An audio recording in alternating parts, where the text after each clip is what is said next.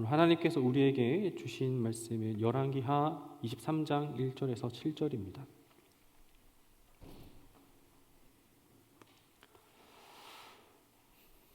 열왕기하 23장 1절에서 7절입니다.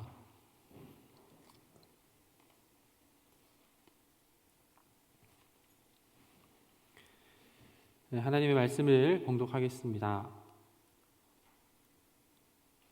왕이 보내 유다와 예루살렘의 모든 장로를 자기에게로 모으고 이에 왕이 여호와의 성전에 올라가매 유다 모든 사람과 예루살렘 주민과 제사장들과 선지자들과 모든 백성이 노소를 막론하고 다 왕과 함께 한지라.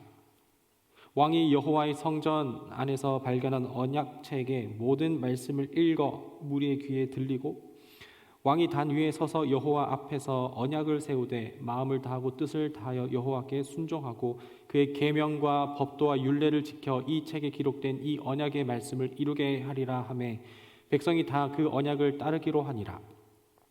왕이 대제사장 hil기야와 모든 부제사장들과 문을 지킨 자들에게 명령하여 바알과 아세라와 하늘의 1월 성신을 위하여 만든 모든 그릇들을 여호와의 성전에서 내다가 예루살렘 바깥 기드론 밭에 불사르고 그것들의 재를 베델로 가져가게 하고 옛적의 유다 왕들이 하늘의 모든 별에게 분향하는 자를 패하고 또 여호와의 성전에서 아세라상을 내다가 예루살렘 바깥 기드론 시내로 가져다가 거기에서 불을 사르고 빻아서 가루를 만들어 그 가루를 평민의 묘지에 뿌리고 또 여호와의 성전 가운데 남창의 집을 헐었으니 그곳은 여인이 아세라를 위하여 휘장을 짜는 처소였더라.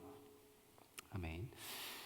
여러분들 공부하면서 오답 노트를 만들어 본 적이 있으십니까? 안 만들어 본 분은 공부를 정말 잘하는 분이거나 진짜 못하는 분이거나 둘 중에 하나라고 생각이 드는데요. 오답 노트를 작성하는 이유가 뭐죠?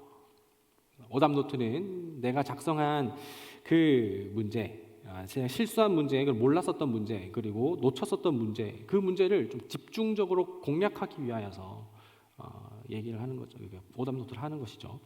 내가 어디에서 문제를 실수했었고 그 문제가 어디서 잘못했었고 그 풀이 방법이 어떻게 틀렸는지 재차 확인함으로써 다시 비슷한 유형의 문제가 나왔을 때 그 문제는 다시는 틀리지 않겠노라. 그렇게 하는 그 마음으로 이제 오답 노트를 하게 되는 거죠. 그러면서 오답 노트 내가 이제 약한 부분, 부족한 부분을 이렇게 채워 나갈 때 보완해 나가고 보강해 나갈 때 점점 더 점수가 만점에 가깝게 되는 것이죠.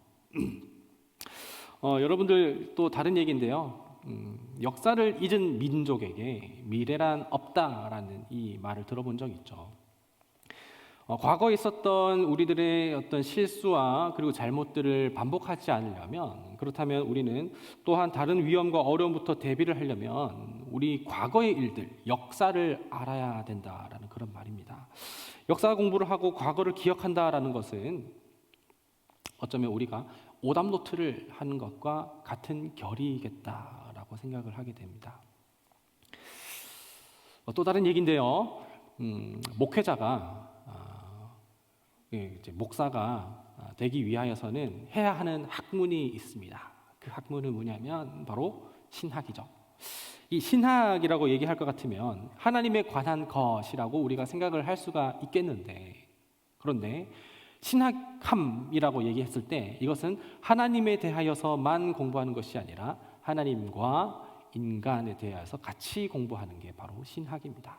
왜냐하면 우리 인간을 만드신 하나님 앞에 설 때에만 그 인간의 존재를 명확하게 분명하게 알 수 있기 때문이죠. 그 앞에 하나님 앞에 인간의 존재를 확인할 수 있게 되는 것입니다. 신학함이라고 했을 때 신학을 한다는 것은 하나님과 따로 그리고 인간 따로 구별하거나 구분해놓거나 떼어놓고는 할 수 있는 학문이 아니라는 것입니다. 그래서 하나님께 지음을 받은 사람이라면, 그렇다면 하나님의 사람으로 살아가면서 좌로나 우로나 치우치지 않고 살아가기 위해서라면 인간은 하나님의 앞에 서야 된다는 것이죠. 나의 과거와 내 이전과 내 이후를 알게 하시는 하나님 앞에. 오답 노트를 얘기했었고, 그리고 역사를 잊은 민족에게 미래는 없다라는 얘기를 했었고, 또 신학함이라는 이야기를 세 가지를 얘기했습니다. 우리가 공부를 하면서 어떤 지식과 정보를 머릿속에 막 집어넣는 그런 거라기보다는 우리가 그냥 그 무대뽀를 이렇게 공부하는 것보다 능률적으로 효율적으로 공부를 하는 것, 내가 약한 부분만 이렇게 해서 만점에 더 가까워 가는 것, 이런 공부하는 방법. 그리고 우리 이제 삶을 살아가면서 또한 민족과 국가의 그 관점에서 봤을 때 과거의 국사를 공부하고 역사를 공부하고 과거를 생각하는 것. 거기에 이제 희망이 있고 미래가 있는 것처럼 인생이라고 하는 것은, 우리들의 삶이라고 하는 것은 우리가 언제나 늘 하나님 앞에 서야 한다. 하나님 앞에 자기 자신을 점검해야 한다. 그때 우리 인간에게 있어서, 우리 인생에 있어서 미래가 있고 소망이 있고 확신이 있다. 그 얘기를 하는 것입니다.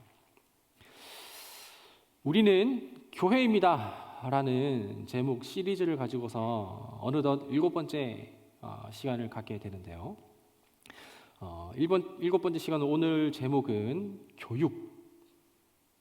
이 교육이라고 했을 때의 헬라어로는 디다케라고 하기도 하고, 이거를 더 명확하게 우리말로 얘기를 하면 가르침이라고 얘기를 할 수가 있습니다. 교회의 기능으로서는 가르침이 있어야 된다라는 것이죠. 여러분들 뭘 배웠습니까? 교회에서 아브라함의 아들 레미가 누구지? 뭐 이런 거 다 아시죠? 자, 우리가 이제 여러분들 여기에서도 전부 다 오전에 교사로 이게 활동을 하시고 이제 봉사를 하시고 섬김을 하시고 오신 분들도 있겠지만, 우리가 누군가를 가르치기 위하여서는 반드시 배움의 시간이 있어야 됩니다. 자, 그럼 우리는 무엇을 알고 있고 교회에서 무엇을 배웠습니까? 그리고 여러분들은 가르치는 사람의 입장에 있다면 무엇을 가르치고 계신가요?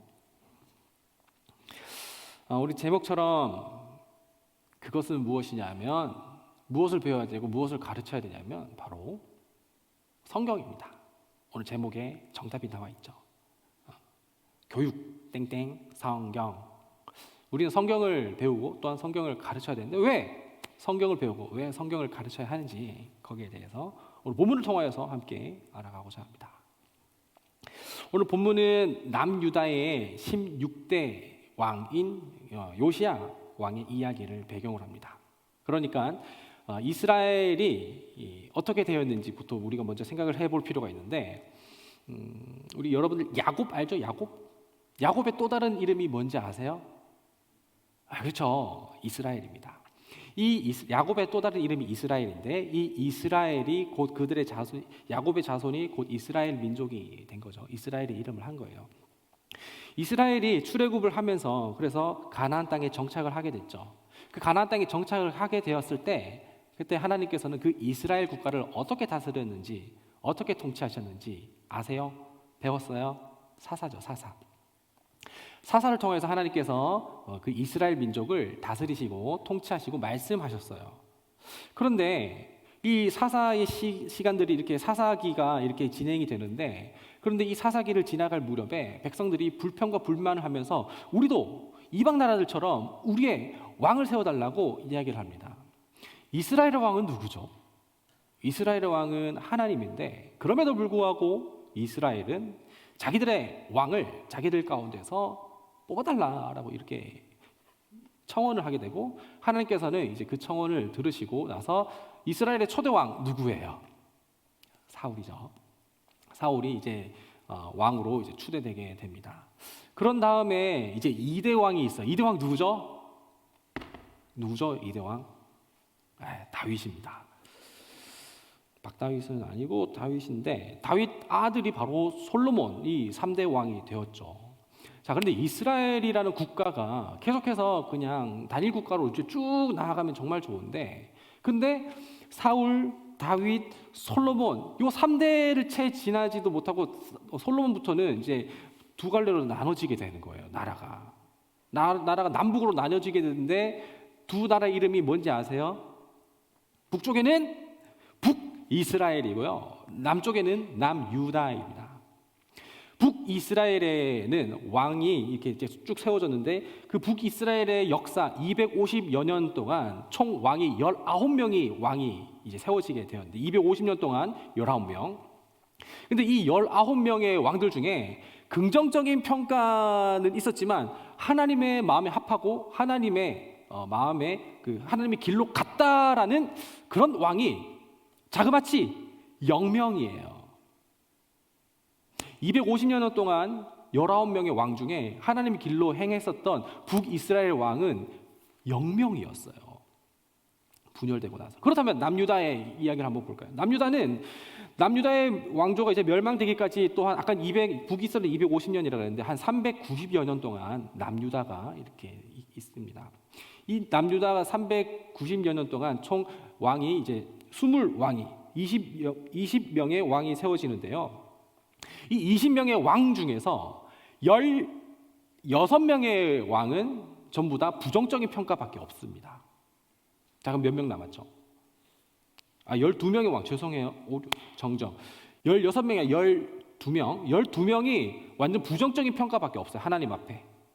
악한 길로 떠났고 다윗의 길을 행하지 않았더라. 그리고 나서 12명 그 다음에 6명. 이 6명이 하나님의 보시기에 정직하게 행하였으나 근데 하나님의 길을 따르진 않았다. 그러니까 반반인 평가를 받은 왕이 6명이에요. 그럼 몇 명 남았어요? 20명 중에 2명 남았죠. 그 나머지 2명이 부정적인 평가 없이 하나님 앞에 보시기에 정직한 길을 행했고 다윗의 길로 행했더라라고 이렇게 평가를 받는 게 2왕이에요. 2명. 그 2명 중에 오늘 우리가 보는 사람이 바로 1명인 거예요. 하나님 앞에 긍정적인 평가만 받은 왕. 자, 남유다 왕 20명 중에 2명만 긍정적인 평가를 받게 되었는데 그러면 상위 10%죠. 북이스라엘의 19명까지 합치면 이제 39명 정도 되는데 그 중에서 긍정적인 평가만 받았다고 하면 5%좀 되는 그런 상위 5%의 왕인 거죠. 그러면 어떻게 하나님 앞에 그렇게 평가를 받을 수 있게 되었을까요? 그 비결이 무엇인지 오늘 이제 한번 차차 보도록 하겠습니다. 오늘 본문은 열왕기하 23장이거든요. 23장인데 23장 오늘 본문만 보진 않고 22장과 23장 중간 부분까지 계속해서 좀 보려고 합니다. 먼저 요시야 왕이 처음 언급된 22장 열왕기하 22장 2절 보도록 하겠습니다. 세번역 성경으로 보겠는데요. 요시야는 주님께서 보시기에 올바른 일을 행하였고 그리고 그의 조상 다윗의 모든 평가를 받을 때 다윗이 기준이 되거든요. 다윗의 길을 가지 않았더라 혹은 갔더라라고 이야기를 하는데 오늘 요시야 왕은 좌로나 우로나 치우치지 않고 다윗의 길을 행하였더라라고 하는 것은 하나님의 마음에 합한 그런 왕이었다라는 것을 이야기를 하고 있는 거예요. 그리고 나서 요시야가 이제 8살의 왕이 되는데 요시야가 왕이 된 지 18년 되는 해 때 성전을 수리하는 작업을 이제 지시하기를 시작합니다. 한번 볼게요. 열왕기하 22장 5절 6절입니다. 여호와의 성전을 맡은 감독자의 손에 넘겨 그들이 여호와의 성전에 있는 작업자에게 주어 성전에 부서진 것을 수리하게 하되 6절 곧 목수와 건축자와 미장이에게 주게 하고 또 제목과 다듬은 돌을 사서 그 성전을 수리하게 하라. 성전이 좀 별로 이렇게 말이 아니었나 봐요. 왜냐하면은 이 요시야 왕이 있기 이전에는 악한 왕들이었어가지고 하나님 보시기에 악한 왕들이었어서 하나님의 길을 가지 않았기 때문에 그 성전 안에서도 하나님을 예배하고 하나님을 제사한 것이 아니라 우상을 숭배를 하기도 하고 의도적으로 또 다른 것을 예배한 것이죠. 그리고 성전의 기구들을 뭐 팔아 넘긴다든지 혹은 자기의 입맛대로 사용을 한다든지 그렇게 했기 때문에 성전이 말이 아니었던 것입니다. 솔로몬이 건축했었던.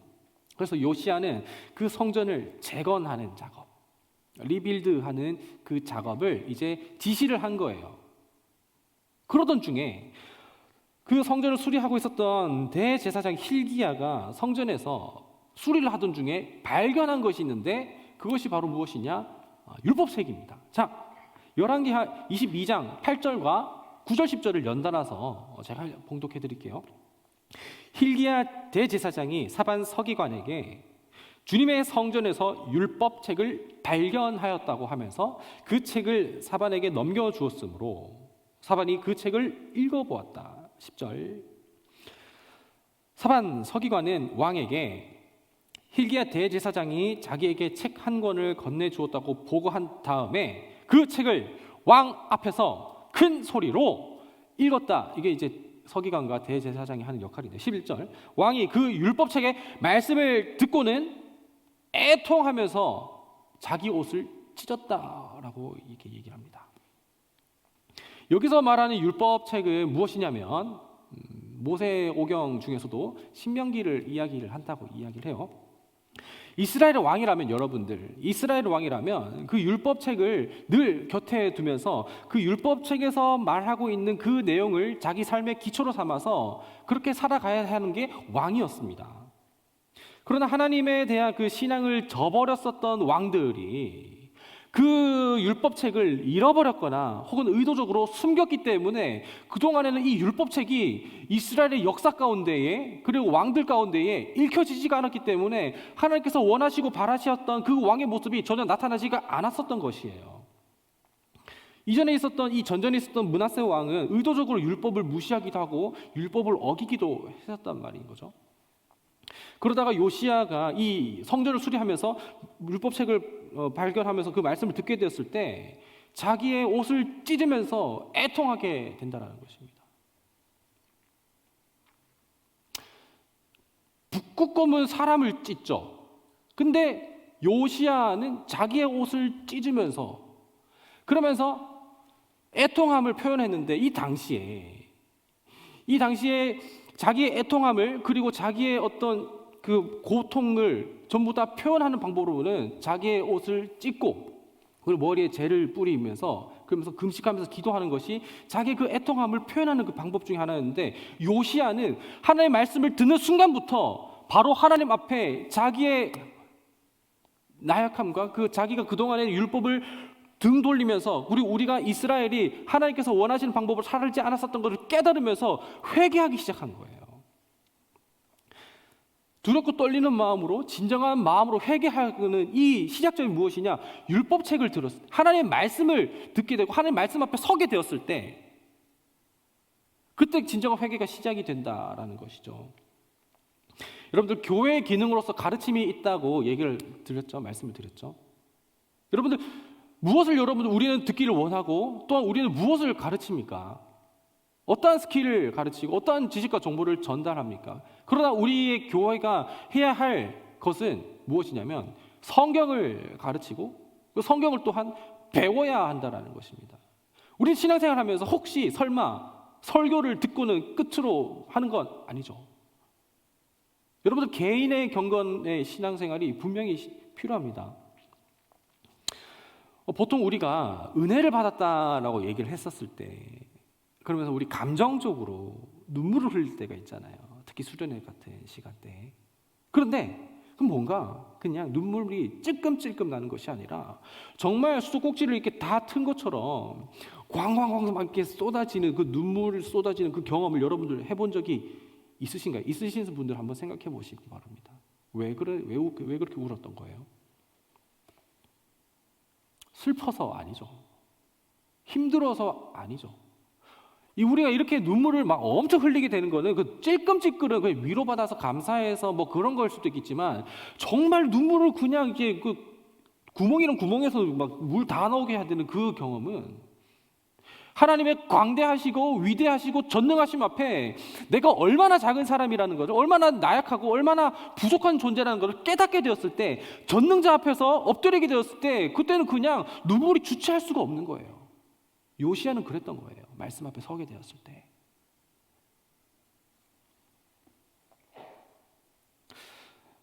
우리가 신앙생활하면서 무엇을 알기 원하십니까? 어떤 것을 듣기를 원하시고 어떤 것을 배우기를 원하십니까? 교회에서 어떤 정보와 어떤 지식을 해서 내가 어느 정도 신앙의 수준이 이르렀다라고 얘기를 하고 싶으십니까? 우리는 믿음의 성장을 이루기 위해서는 말씀 앞에 서는 것입니다. 말씀을 듣는 것뿐만 아니라 우리가 찾아서 읽어야 한다라는 것이죠. 우리의 삶에서 하나님의 말씀이 읽지 않고 읽혀지지가 않는다면, 그렇다면 우리는 영적인 부흥은 절대로 불가능합니다. 하나님의 말씀은 활력이기 때문에 단순한 지식과 단순한 정보력에서 끝나는 것이 아니에요. 그 말씀은 능력 자체이고, 그리고 그 말씀은 하나님 자체이기 때문에 그 말씀이 우리 가운데 있게 될 때에 그때 우리가 영적인 부흥, 믿음의 성장이 일어나게 된다는 것이죠. 내 믿음이 성장하지 않는 이유는 여기에 있다라고 생각을 하시면 됩니다. 우리가 회개하지 못하는 이유는 무엇이냐면 바로 말씀 앞에 서지 않기 때문이죠. 그 기준 앞에 서지 않기 때문에 회개가 안 되는 겁니다.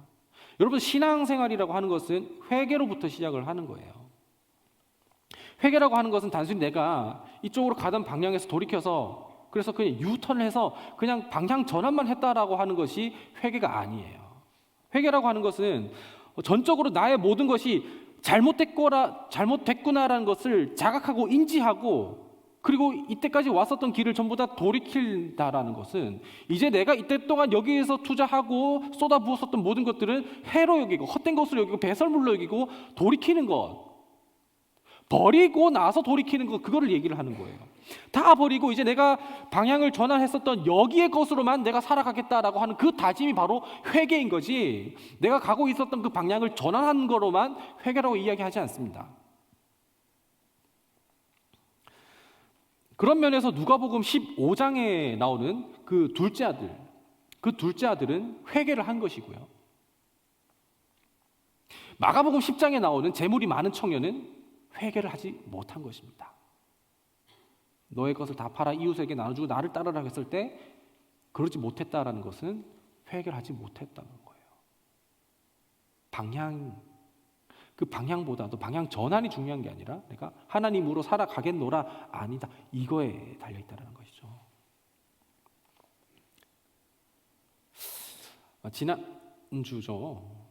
지난주 종교개혁 수련회 때 종교개혁 그리고 성경에 관한 이야기를 여러분들에게 나눴습니다. 그때 영국의 존 위클리프, 그리고 체코의 얀 후스, 그리고 루터, 독일의 루터, 마르틴 루터, 이 세 사람이 공통적으로 한 작업이 있는데요. 그때도 얘기했지만 뭐게요? 성경을 자국어로 번역한 것입니다. 당시에 로마 카톨릭 교회는 제가 수없이 말씀을 드리지만 그 교회에 대한 권위를 자기들이 엄청 지키려고 했어요. 당시에는 라틴어를 엘리트 계층, 상위 엘리트 계층만 이렇게 배울 수밖에 없었던 그런 구조였는데, 근데 성경 자체가 라틴어로만 이제 쓰여 있었고 불가타 성경이라고 되어 있고, 그리고 그걸 번역하는 것 자체를 굉장히 이단으로 정죄를 하고 있었단 말이에요. 그랬는데 그때 이것이 그냥 특권 계층과 그리고 사제 그 집단과 그리고 성직자만 읽히는 것이 아니라 이 성경은 정말 모든 국민들이, 일반인들이 모두가, 성도가, 신자가 다 읽어야 된다라고 하면서 그 생각을 가지고서 자국어로 번역을 하려고 했었던 사람들이 바로 종교개혁가들의 공통적인 작업이에요. 교회를 뜯어 고치려고 하는 것이 아니라 그 말씀이 우리 가운데에 읽혀지게 하기 위해서 자기 목숨을 던지면서까지, 바치면서까지 복음을 성도들에게 증거하고 나타내려고 했었던 그 작업인 거예요. 썩었다 그게 아니라 그 전에 번역을 한 작업인 거죠. 종교개혁은 단순히 루터 한 사람으로만, 대단한 사람이 이게 한 게 아닙니다. 이 루터를 공부한 사람, 그 이제 신학자, 목사님의 이야기를 책을 통해서 보면 꼭 루터가 아니더라 하더라도 종교개혁은 일어날 게 뻔했다라는 거예요. 종교적인 상황, 정치적인 상황, 경제적인 상황, 사회적인 상황, 그게 전부 다 엮여 있었다고 이제 강의 시간에 얘기를 했었죠. 안경의 발명으로 인하여서, 그래서 이제 노안이 오면 이제 책을 읽지 못하게 되는데 안경의 발명을 통해서 책을 읽는 그 지식계층의 폭이 더 넓어지게 되었었고, 그리고 인쇄술의 발명을 통하여서 이 글이 퍼져나간 데는 삽시간에 퍼져나갈 수 있게 되는 그런 토대가 마련이 되어 있었던 그런 상황이었고, 그리고 당시 문예부흥이 일어났었던 그 르네상스 시대 때 그 근간이 되는 그 아드 폰테스라는 그 구호가 있어요. 인문주의자들이 이 구호를 외쳤는데 이것도 상당한 역할을 하게 됩니다. 이것이 무엇이냐면 원천으로 돌아가자라고 한 이 이야기인데 고전을 읽자 그 인문주의자들이 얘기했었던 건데 이 고전에는 성경도 포함이 되어 있었어요. 왜냐하면 성경은 굉장히 오래전부터 쓰여진 내용이기 때문이죠. 성경으로 돌아가서 원천으로 돌아가서 그 성경을 읽자 하는 이 운동까지 같이 접목이 되다 보니까 그러니까 이렇게 성경을 읽고자 하는 이 운동이 막 불일듯이 막 나타나게 된 거죠. 에라스무스라고 하는 사람인데 1503년에 그리스도의 군사에게 주는 안내서라는 책에서 이런 말을 했는데요. 교회의 미래는 성서를 아는 평신도들의 등장에 달려있다라고 이 이야기를 합니다. 만약에 반대로 얘기한다면 성서를 모른다면 교회에게는 미래가 없다라는 것을 루터가 종교개혁을 일으키기 14년 전에 이렇게 이야기를 한 거죠. 우리의 신앙의 미래를 보려고 한다면 우리는 말씀 앞에 성경 앞에 서야 된다는 것이죠. 우둔한 성도가 된다면 그 교회는 무너지고 우둔한 성직자가 있다면 그 교회는 타락하게 됩니다. 말씀 앞에 서지 않는다면 말씀의 근간이 되지 않는다면 말씀에 판단받지 않으면 그 교회는 미래가 없고 희망이 없는 것이에요.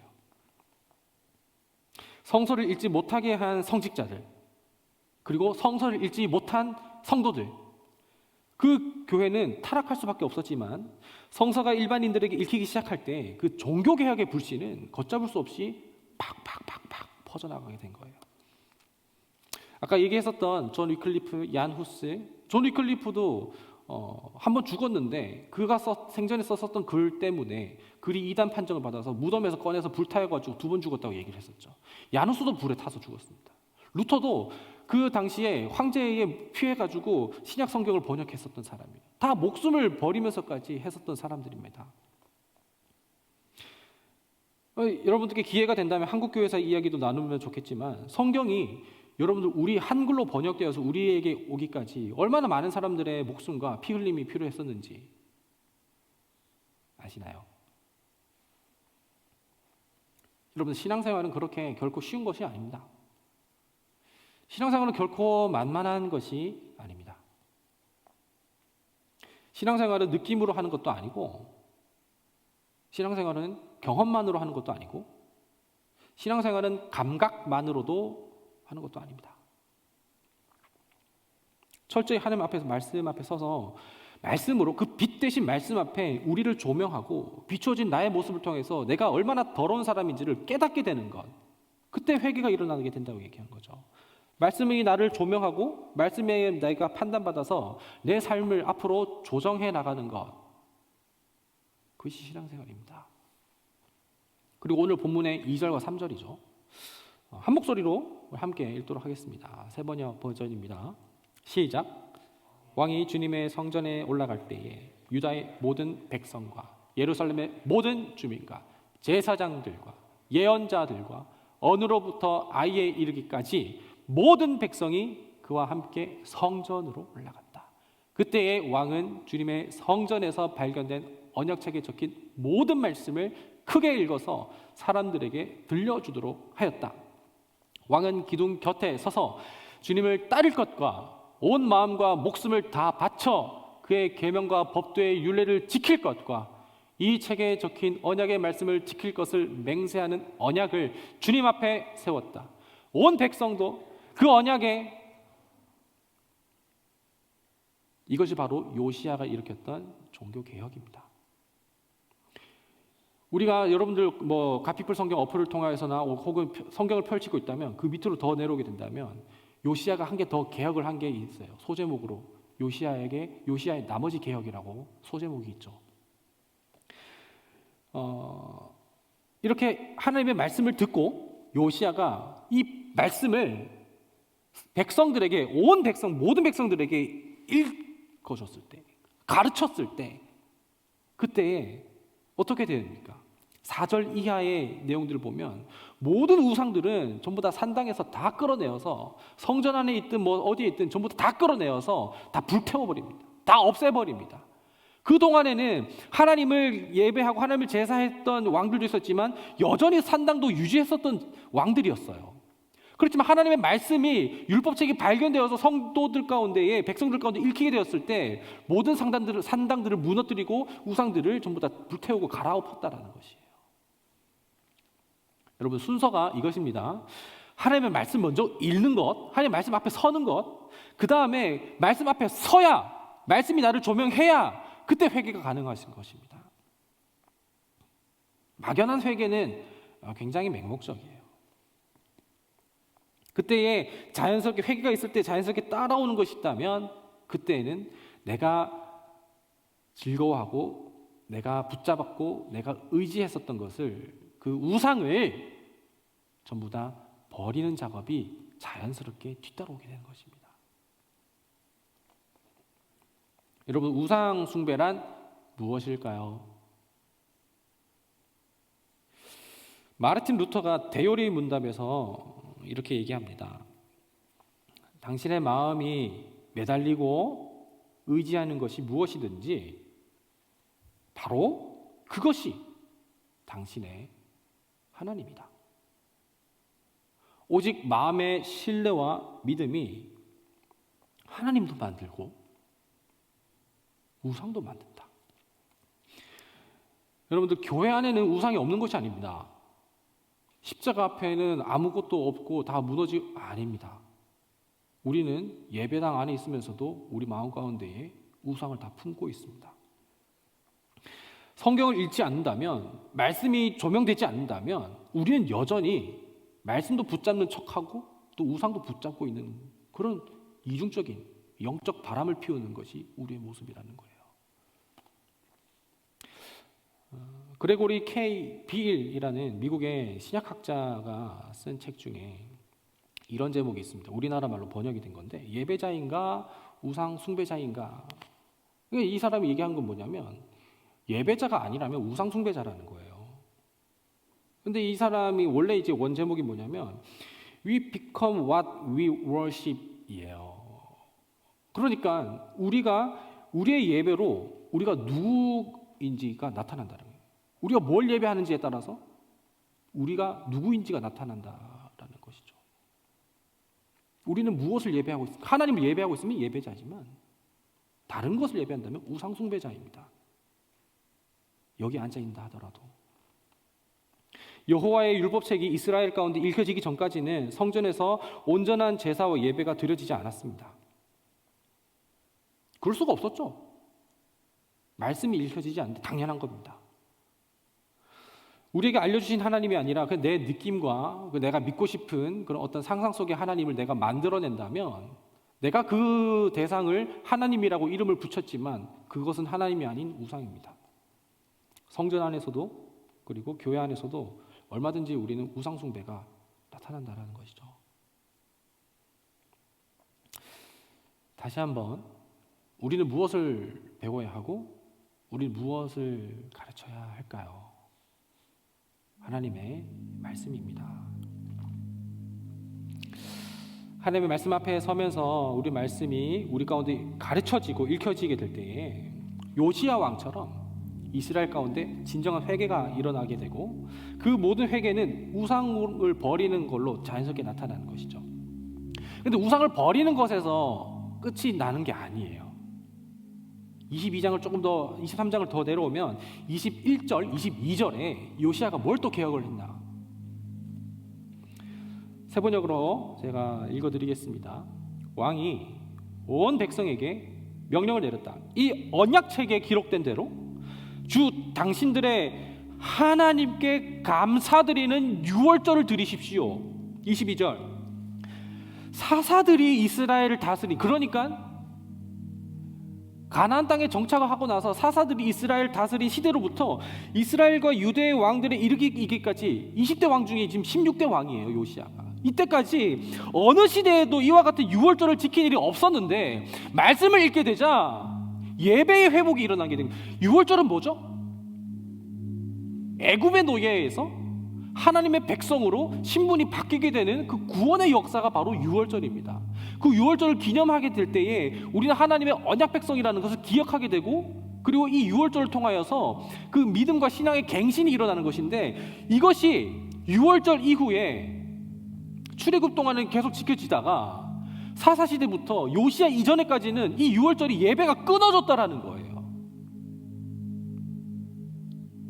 말씀 앞에 서게 되면 회개가 일어나게 되고, 그리고 회개를 하게 되면 우상을 제거하게 됩니다. 그리고 우상을 제거하게 됐을 때에 비로소 우리의 예배의 회복이 일어나는 거예요. 순서가 이것입니다. 그리고 다시 한번 여러분들 가운데 권면을 드립니다. 성경 일독하십시오. 큐티 하십시오. 행위가 중요한 거 아니라고 얘기하지만, 그렇지만 여기에 목적을 두는 것이 아니라 내가 하나님 앞에 서서 내가 정말 하나님의 말씀으로 살아가겠습니다라는 그 마음을 가지고서 말씀 앞에 서시기를 바랍니다. 말씀을 더 묵상하시기 바랍니다. 그것이 우리가 사는 길입니다. 우리가 우리 되는 것입니다. 말씀이 없는 곳은 타락합니다. 말씀이 없는 것은 공허합니다. 말씀 앞에 우리가 온전한 신앙을 세울 수 있고 건강한 신앙을 세울 수가 있는 것이죠. 말씀을 가르치고 말씀을 배우는 것, 이것이 바로 교회가 교회되는 것입니다. 말씀을 읽고 말씀을 가르치는 것, 이것이 바로 성도가 성도 되는 것입니다. 신앙생활을 느낌으로 하지 마시고 말씀으로 하시기 바랍니다. 오늘 함께 부를 찬양이 바로 새로운 마음입니다. 주님 말씀 앞에 나아갈 때에 우리 마음에 새로운 마음을 주시고 회개를 통하여서 모든 우상들을 버리고 하나님만 예배하는 그 예배의 회복이 우리 가운데 일어납니다. 말씀 읽지 않고 말씀 듣지 않고 맹목적으로 그렇게 신앙생활을 한 것이 아닌, 내가 정말 매일매일 말씀을 읽어나가면서 묵상하면서 하나님 더 알아가기 원합니다. 그런 믿음이 우리 찬양 가운데에 결단이 일어나길 소망해요. 함께 우리 찬양으로 하겠습니다.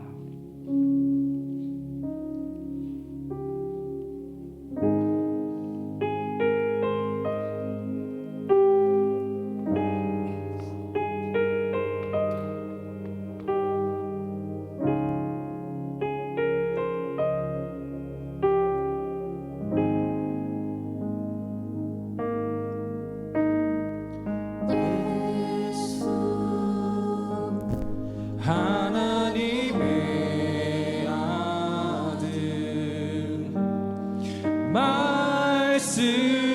말씀으로 오신 주,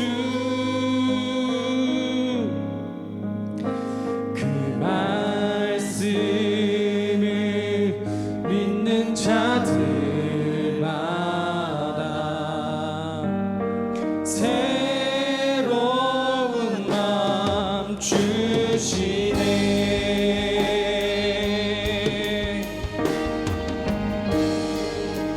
우리 다시 한 번 더 예수 하나님의 본체, 예수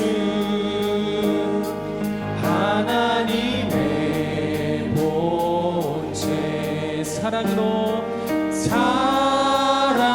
사랑으로 오신 주, 그 사랑이 날 찾아오셔서 새로운 마음 주시네.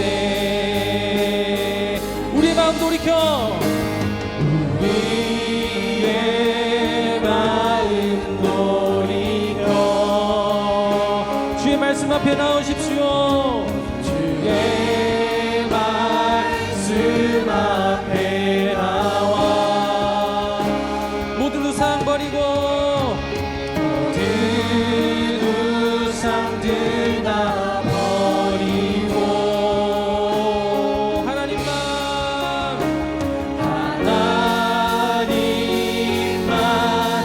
경배하네.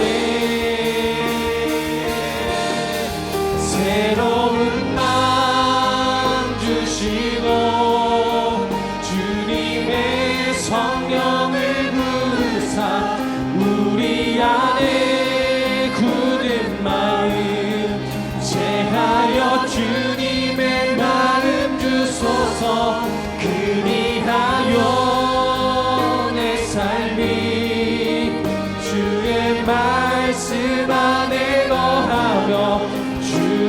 영광 주의 나라 드러나는 삶 우리의 마음 돌이켜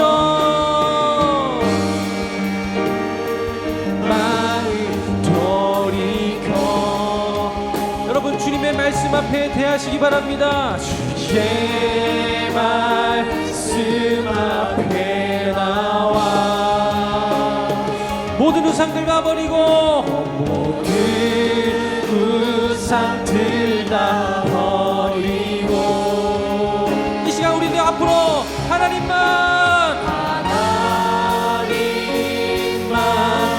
경배하네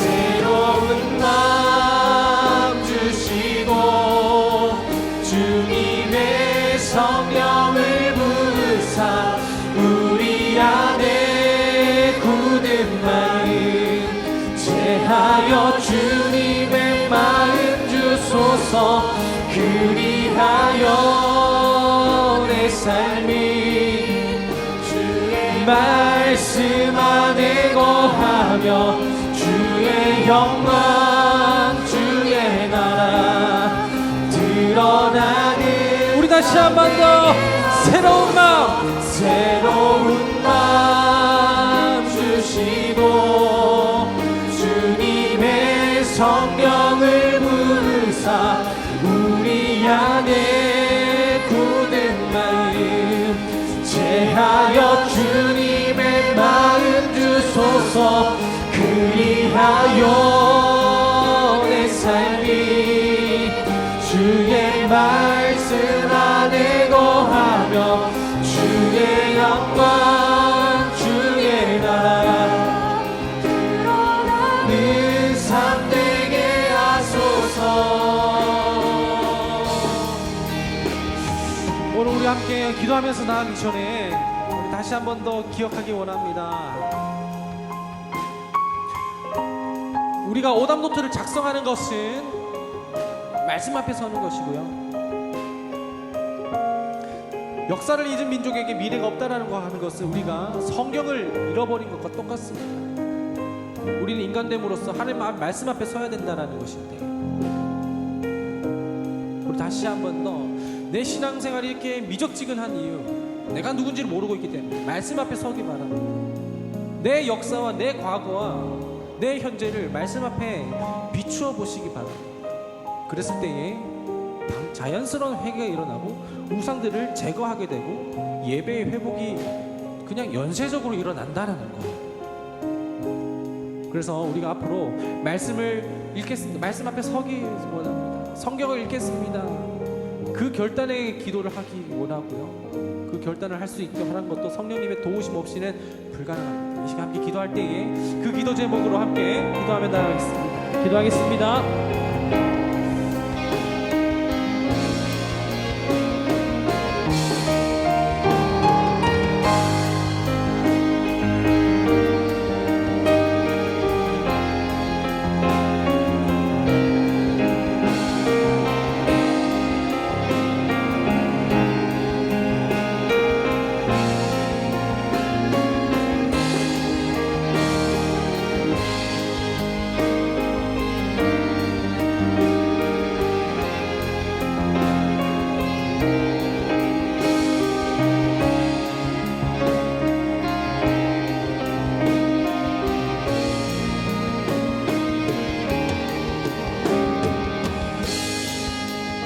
하나님 감사합니다.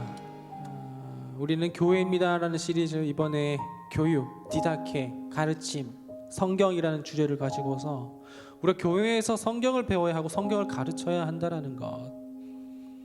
성서가 읽히지 않는 평신도가 없으면 그 교회는 미래가 없다라고 하는 에라스무스의 이야기처럼 우리가 우리 교회의 미래와 희망과 소망은 교회를 교회되게 하고 성도를 성도되게 하는 하나님의 말씀에 있는 줄 믿습니다.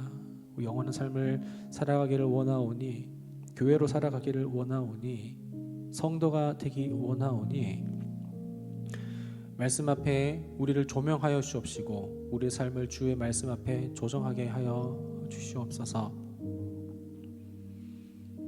이 성경을 번역을 하면서 또한 많은 사람들에게 읽히게 하기 위해서 버렸었던 수많은 믿음의 선배들을 기억하게 됩니다. 그 믿음의 유산, 하나님의 말씀을 쉽게 여기지 않고 내 손 안에 있다라는 것을 감사히 여기며 이 말씀을 매일매일 읽어나가고 묵상하는 우리 경건한 그리고 건강한 믿음의 공동체 되게 하여 주시옵소서. 주 예수 그리스도의 은혜와 하나님의 사랑하심과 성령님의 동행하심과 인도하심과 교통하심이